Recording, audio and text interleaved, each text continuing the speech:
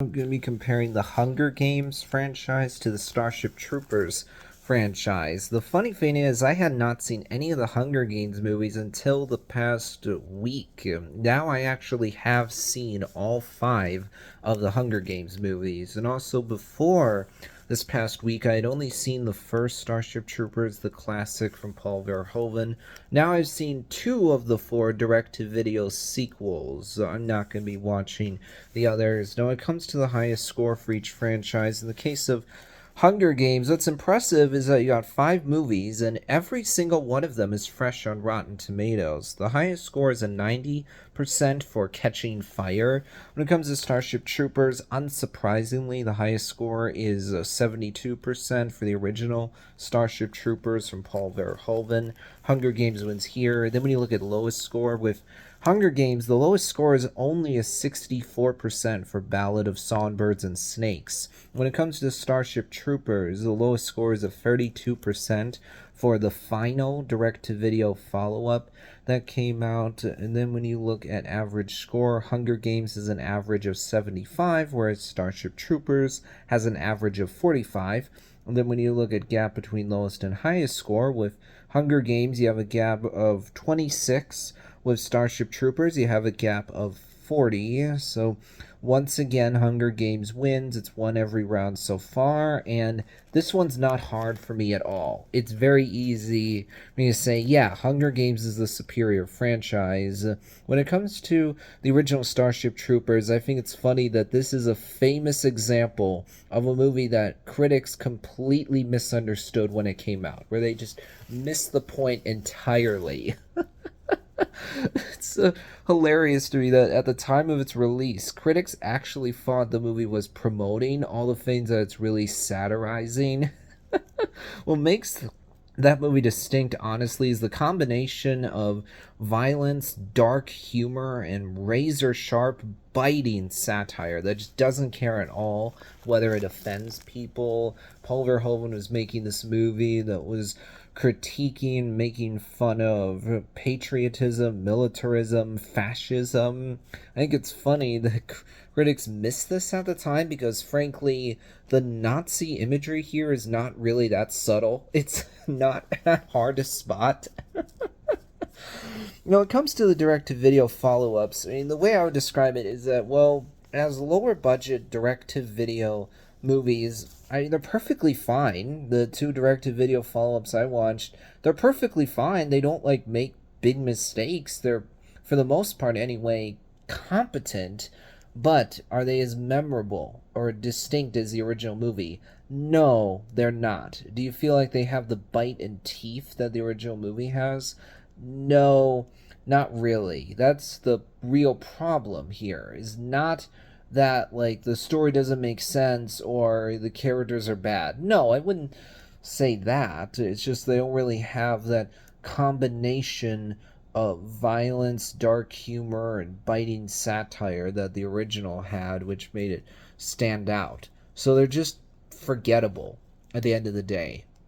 I watched two direct-to-video follow-ups to Starship Troopers just within the last few days. It's like, yeah, I had a good enough time watching them, but are these movies I'm going to rewatch? No, if I'm going to rewatch something Starship Troopers, I'm just going to rewatch the classic from Paul Verhoeven. When it comes to Hunger Games, this is a franchise I had heard about for a long time before I actually watched the movies. And now having seen them, I would say, yeah, it's a solid, good franchise. Not like my favorite franchise, for sure. There are other ones I like more, but I think Hunger Games absolutely works. I like the idea here of this dystopian world where there was a war that happened, or there was a rebellion, it was put down, this guy Snow rose up to be the leader, he's become a dictator. There are these brutal games called the Hunger Games where people are sent to, there are people that either volunteer or basically drafted to participate in these contests that can easily result in their deaths. It's pretty dark stuff, frankly. When you have kids fighting to the death, it's like, oh, wow, that's pretty intense. I like that you have a main character, Katniss Everdeen, in all the movies except the latest one, that's easy to root for because you can tell she's a good person. And right at the beginning, she volunteers so her little sister Prim won't have to participate because Katniss knows, well, if Prim participates, she's probably gonna die, and I'm not letting that happen. I think the visuals in these movies are good. I like the commentary that's in them. There's an engaging story here about this group that's trying to overthrow Snow and all the other people at the Capitol that just don't care about everyone else, that ensure kids are sent to the Hunger Games, and if they die, okay, whatever, that's fine.